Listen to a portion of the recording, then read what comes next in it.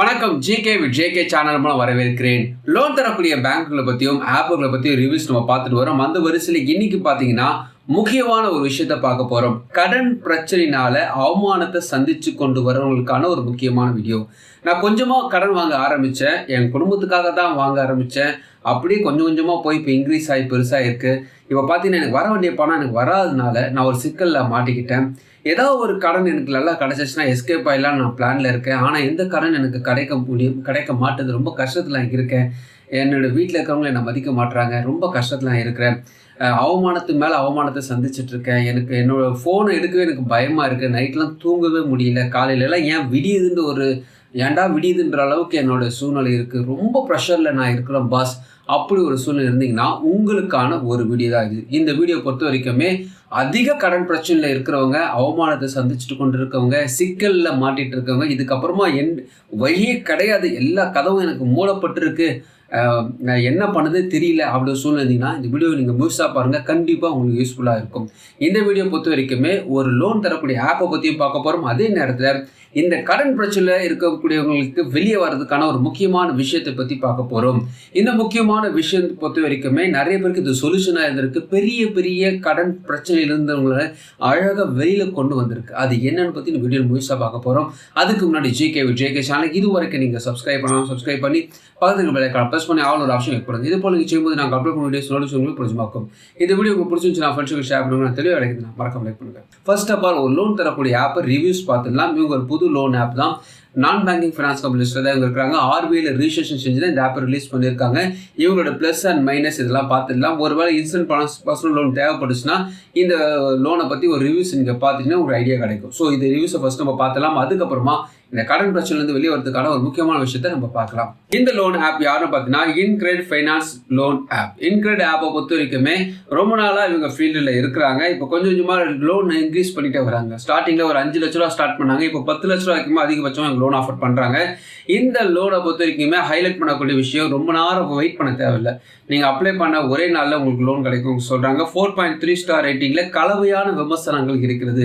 அதாவது நல்லாவும் இருக்கு சொல்கிறாங்க, நெகட்டிவான விஷயம் சொல்லியிருக்காங்க. நெகட்டிவான விஷயங்கள் என்னென்ன பற்றி நான் சொல்கிறேன்.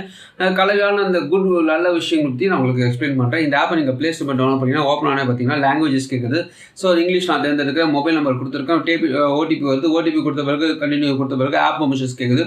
எஸ்எம்எஸ் லொகேஷன் ஆப் பெர்மிஷன்ஸ் தான். ஸோ டெர்ம் கண்டிஷன்ஸ் கொடுத்து கண்டினியூ கொடுத்த பிறகு 2 அலோஸ் கேட்குது. அலோஸ் நீங்கள் கொடுத்து முடிச்சிட்டிங்கன்னா வெல்கம் டு இன்கிரெட் போட்டு அப்ளை நவ் ஒரு ஆப்ஷன் வருது. Enter details to check your eligibility கேட்குது. ஸோ டேட் ஆஃப் பர்த் கொடுக்க போகிறீங்க, மேலா ஃபீமேலாக கொடுக்க போகிறீங்க, கரண்ட் அட்ரஸ் டீடைல்ஸ் கொடுக்க போகிறீங்க, பேன் கார்டு நம்பர் கொடுக்க போகிறீங்க, டேர்ம் அண்ட் கண்டிஷன் 2 விதமான டேர்ம் அண்ட் கண்டிஷன்ஸ் டிக் பண்ணிவிட்டு ப்ரொசீட் நீங்கள் கொடுத்தீங்கன்னா கெட் ஆஃபர் ஒரு ஆப்ஷன் அது நீங்கள் கொடுத்த பிறகு உங்களுக்கான லோன் ஆஃபர் காட்டுறாங்க. You are a few steps away from the loan app போட்டு காட்டியிருக்காங்க. அதாவது உங்களை இன்கம்மை வெரிஃபை பண்ணுறாங்க. மறுபடியும் அதுக்கப்புறமா ஒரு செல்ஃபி நீங்கள் எடுக்க வேண்டியிருக்கும். வீடியோ கேஒய்சியில் நீங்கள் பேச வேண்டியிருக்கும். இதை நீங்கள் கொடுத்துட்டீங்கன்னா உங்கள் லோன் அமௌண்ட் வந்து நீங்கள் சூஸ் பண்ணிக்க வேண்டியிருக்கும்.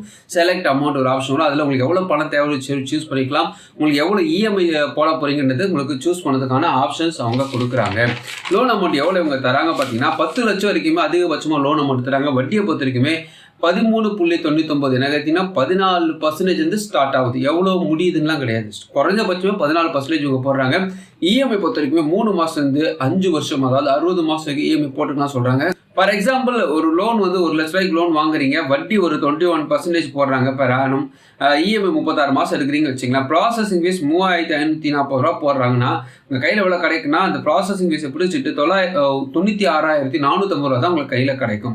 மொத்தமாக எவ்வளோ கட்டியிருப்பீங்க இந்த 36 மாதத்தில் பார்த்தீங்கன்னா கேட்டது 1 லட்ச ரூபா, கையில் வாங்குறது 96,450 ரூபா. ஆனால் மொத்தமாக எவ்வளோ கட்டியிருப்பீங்கன்னா 1,35,630 ரூபா நீங்கள் கட்டியிருப்பீங்க. இந்த இன்கிரெட் ஆப்பில் லோன் வாங்குறதுக்கான மெயினான எலிஜிபிலிட்டி 25,000 ரூபாய்க்கு மேலே உங்களுக்கு சம்பளம் இருக்கணும்னு உங்களுக்கு சொல்கிறாங்க. கிரெடிட் ஸ்கோர் 700க்கு மேலே இருந்தால் சூப்பர் சொல்கிறாங்க.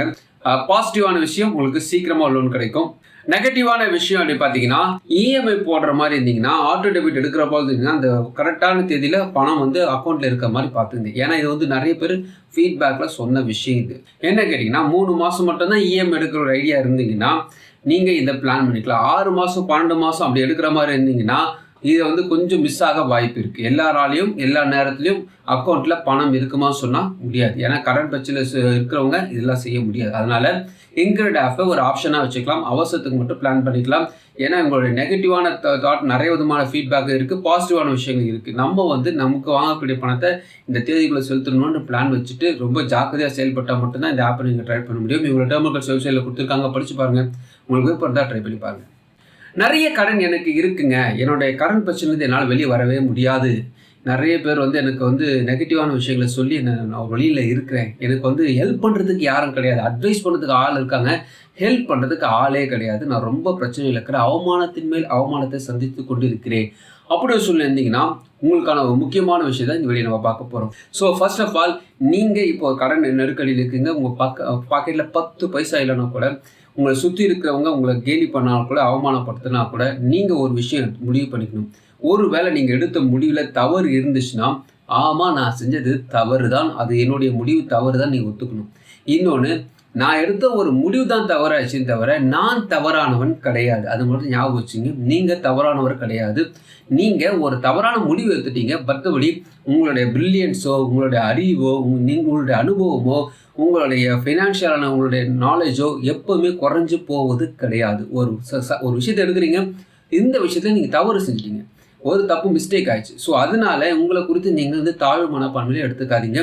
இது போல் மிஸ்டேக்ஸ் ஏற்படுத்து சகஜம்தான். ஆனால் நம்ம சுற்றி இருக்கிறவங்க அதை பூம் பண்ணி நம்ம மேலே நமக்கு நம்பிக்கையை கம்மி பண்ணுவாங்க. ஸோ அதனால இந்த விஷயத்தை நீங்கள் மிஸ் பண்ணாதீங்க.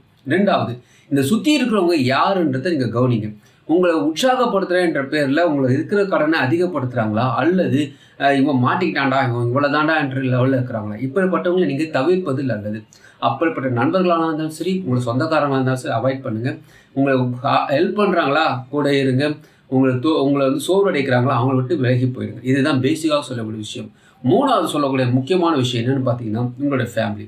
நிறைய பேருக்கு அவமானத்தை சந்திக்க தயாராக இருப்பாங்க. அதாவது வெளியில் இருக்கிறவங்க திட்டிட்டா கூட பிரச்சனை இல்லை, ஆனால் வீட்டில் இருக்கிறவங்க யாருக்காக நம்ம உழைக்கிறோமோ அவங்களே நம்ம கிண்டல் பண்ணும்போது, அவங்களே நம்ம கேலி பண்ணும்போது, அவங்களே நம்ம மட்டம் தட்டும்போது உண்மையாகவே நமக்கு மனசு கஷ்டமாக இருக்கும். ஐயோ நம்ம அவ்வளோதான் பொழுது, நம்ம வீட்டில் இருக்கிறவங்களே மதிக்கலையே, யாருக்காக நான் உழைக்கிறேன், அந்த ஒரு ஃபீலிங் வரும் தெரியுமா, அது ரொம்ப கஷ்டம். இதெல்லாம் நான் அனுபவிச்சிருக்கேன். அதனால் இந்த மாதிரி ஒரு சூழ்நிலை நீங்கள் இருந்தீங்கன்னா, ஃபர்ஸ்ட் ஆஃப் ஆல் உங்கள் வீட்டில் இருக்கிறவங்களுக்கு எது முக்கியம்னு பாருங்கள். அவங்க புலம்புறாங்களான்ட்டு அவங்கள நம்ம அவாய்ட் பண்ண முடியாது. ஏன்னா அவங்க குடும்பத்தில் ஒருத்தங்க, அவங்களுக்கு எது நம்பிக்கை தரும். உண்மையாகவே ஒரு பணத்தின் மேலே அவங்களுக்கு ஒரு பிரச்சனை இருக்குன்னா, உங்கள் மேலே உங்களுக்கு நம்பிக்கை இல்லாத பிரச்சனை இருக்குன்னா, அந்த நம்பிக்கை வர வைக்கிறதுக்கு என்ன பண்ணலாம், இன்சூரன்ஸ் போடலாம். அவங்க குடும்பத்துக்காக நீங்கள் இன்சூரன்ஸ் கண்டிப்பாக எடுத்து தான் ஆகணும். அதாவது உங்களுக்கு அப்புறமா உங்கள் குடும்பம் கஷ்டப்படக்கூடாதுன்னா, நீங்கள் கண்டிப்பாக நீங்கள் எடுக்கக்கூடிய முதல் டிசிஷன் என்னன்னு பார்த்தீங்கன்னா, உங்கள் குடும்பத்துக்காக ஒரு இன்சூரன்ஸ், உங்கள் பிள்ளைகளுக்காக ஒரு இன்சூரன்ஸ் நீங்கள் கண்டிப்பாக எடுக்கணும். ஏன் அதை சொல்கிறேன்னா, இது எடுத்தால் தான் நீங்கள் அடுத்த ஸ்டெப்பு உங்களால் எடுத்து வைக்க முடியும். வீட்டில் சமாதானம் இருந்தால் தான் நீங்கள் வெளியில் போய் சமாளிக்க முடியும். அதனால் உங்களுக்கு எவ்வளோ கடன் பிரச்சனை இருந்தாலும் சரி, நீங்கள் எக்ஸ்ட்ரா கூட கடன் வாங்கிக்கோங்க. ஆனால் ஃபர்ஸ்ட் ஆஃப் ஆல் குடும்பத்துக்காக ஒரு இன்சூரன்ஸை போட்டு அவங்க கையில் பாண்டை கையில் கொடுங்க. அவங்களுக்கு ஒரு நம்பிக்கை வரட்டும். எனக்கு என்ன ஆனாலும் பரவாயில்ல, நீங்கள் சேஃப் ஆகிடுவீங்கன்னு ஒரு நம்பிக்கை கொடுங்க. அங்கே ஸ்டாப் ஆகிடும். ஸோ ஸ்டாப் ஆகிடுச்சுன்னா அடுத்த ஸ்டெப் நமக்கு என்ன பண்ணணும், நம்ம உற்சாகப்படுத்தணும். என்ன விதமான உற்சாகப்படுத்தணும், யார்கிட்ட போய் கேட்கணும், யாருக்கிட்ட கேட்க வேணாம். நம்மளை உற்சாகப்படுத்தக்கூடிய நிறைய புத்தகங்கள்லாம் இருக்குது, நிறைய ஆடியோ புக்ஸ்லாம் இருக்குது. நான் நிறைய கேட்டிருக்கேன். அதை வந்து நான் டிஸ்கிரிப்ஷன் பாக்ஸ்லேயே கொடுக்குறேன். குக்கு எஃப்எம்ல இதுக்கான நிறைய புக்ஸ்லாம் கொடுத்துருக்காங்க. அதில் வந்து பார்த்தீங்கன்னா இந்த பவர் ஆஃப் யுவர் சப்கான்ஷியஸ் மைண்டுன்னு ஒன்று இருக்குது. ஸோ சப்கான்ஷியஸ் மைண்டை பற்றி ஒரு டீட்டெயிலான ஒரு புக் இருக்குது. இதை பாருங்க. கரண்ட் பிரச்சனையில் இருக்கிறவங்கள நிறைய விஷயங்கள்லேருந்து இங்கே காப்பாற்றி கூட்டி வந்திருக்குன்னு சொல்ல முடியும். உங்களுடைய சப்கான்ஷியஸ் மைண்டை வச்சு தான் உங்களுடைய எதிர்பார்ப்பு, உங்களோட வாழ்க்கை, எதிர்காலம் எல்லாமே இருக்குது. அதனால் இதை நீங்கள் ட்ரை பண்ணுங்கள். இது யாருன்னு இதை எழுதுனது யாருன்னு பார்த்தீங்கன்னா டாக்டர் ஜோசப் மார்வி தான் எழுதியிருக்காரு. ரொம்ப அதிகமாக விற்பனையான ஒரு புத்தகம் தான் இது. உலகளாவிய அளவில், வேர்ல்டு லெவலில் அதிகமான விற்பனையான ஒரு புத்தகம். இத்தனை பேர் வாங்கியிருக்கிறாங்கன்னா சும்மா இருக்க மாட்டாங்க இல்லையா? ஸோ ரொம்ப நல்ல புக்கு. நான் கிட்டத்தட்ட 5-6 தடவை படிச்சிருக்கேன். நம்ம சோர்ந்து போன நேரத்தில் இது வந்து நம்ம பூஸ்ட் பண்ணும், நம்மளை பற்றி நல்ல தாட்டை எடுத்து கொடுக்கும், நம்ம புதிய வழிகளை காட்டும், நம்ம சிந்தனையை வந்து தெளிவாக்கிடும். இவ்வளோதானா, இதுக்காக தான் நான் மாட்டிக்கிட்டேன்னு ஒரு தெளிவு கிடைக்கும். ஸோ இந்த மாதிரி விஷயங்களில் நம்ம கவனம் செலுத்தணும். ஸோ இந்த வீடியோ பொறுத்த வரைக்குமே நான் 3 விஷயத்த உங்களோட ரொம்ப ஸ்பீடாகவே சொல்லியிருக்கேன். இது கண்டிப்பாக யூஸ்ஃபுல்லாக நினைக்கிறேன். உங்கள் ஃப்ரெண்ட்ஸுக்கு ஷேர் பண்ணுங்க, அவங்களுக்கு பிடிச்சமாக்கும். மற்றொரு மறுபடியும் பார்க்கலாம். வணக்கம்.